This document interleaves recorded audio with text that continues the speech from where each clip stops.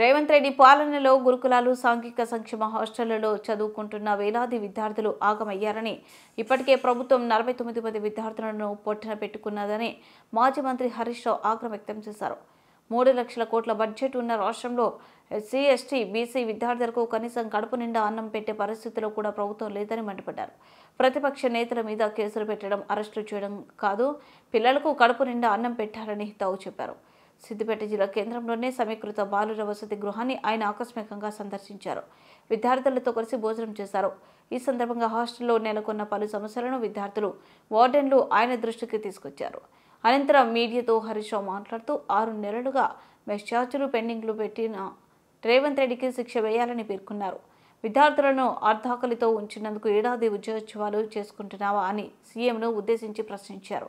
CM Revanth Reddy ఉప ముఖ్యమంత్రి Bhatti Vikramarka SC, ST హాస్టళ్లకు గ్రీన్ ఛానల్ ద్వారా నిధులు విడుదల చేస్తామని చెప్పారని, ఆ నిధులు ఏమయ్యాయని ప్రశ్నించారు.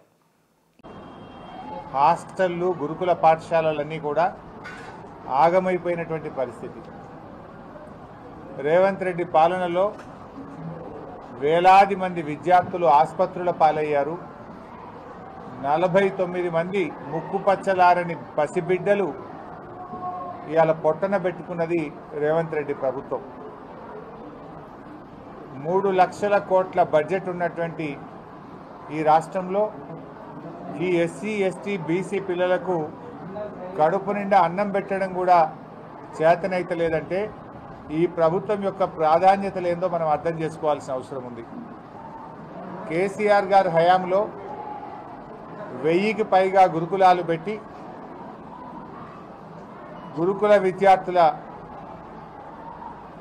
గౌరవాన్ని, ప్రతిష్టను ఎవరెస్ట్ శిఖరమంత ఎత్తు మీద కేసీఆర్ గారు నిలబెట్టారు. ఈరోజు నేనున్నటువంటి ఈ ఇంటిగ్రేటెడ్ హాస్టల్లో చాలా ఆశ్చర్యానికి లోనయ్యాను. రేవంత్ రెడ్డి అసెంబ్లీలో మాట్లాడుతూ, ఉప ముఖ్యమంత్రి భట్టి విక్రమార్క గారు మాట్లాడుతూ ఎస్సీ, ఎస్టీ హాస్టళ్లకు గ్రీన్ ఛానల్లో డబ్బులు ఇస్తున్నాము అని చెప్పారు. Green channel. కానీ ఈరోజు ఇక్కడికి వచ్చి నేను పరిశీలిస్తే ఈ సిద్దిపేట పట్టణంలో ఉన్న ఇంటిగ్రేటెడ్ హాస్టల్లో June, July, August, September, October, November, December running month పక్కన పెడితే కూడా 6 నెలల నుంచి ఈ హాస్టల్కు ఇంతవరకు మెస్ ఛార్జీలు చెల్లింపు జరగలేదు. దాదాపు 9,50,000 రూపాయల మెస్ ఛార్జీలు ఫైనాన్స్ డిపార్ట్మెంట్లో క్లియరెన్స్ కోసం పెండింగ్లో ఉన్నాయి. హాస్టల్ వార్డెన్లు ఉద్దర తెచ్చి, అప్పు తెచ్చి, బంగారం కుదబెట్టి పిల్లలకింత అన్నం పెట్టే ప్రయత్నం చేస్తూ ఉన్నారు.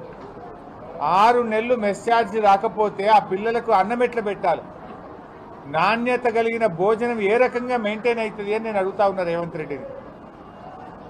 నువ్వు పైగా ఏమంటున్నావు? ఏ స్కూళ్ళనన్నా, ఏ హాస్టల్లోనన్నా అన్నం బాగలేకపోతే, పిల్లలకు వాంతులైతే, బయలు పెడితే, ఆరోగ్యం దెబ్బతింటే హాస్టల్ వార్డెన్ల మీద యాక్షన్ తీసుకుంటా అంటావు, టీచర్ల మీద యాక్షన్ తీసుకుంటా అంటావు, హెడ్ మాస్టర్లను సస్పెండ్ చేస్తా అంటున్నావు. తప్పు నీది. పాపం శిక్ష మాత్రం పాపం వార్డెన్లు, స్కూల్ టీచర్లకు పడతా ఉంది. శిక్ష నీకేయాలి రేవంత్.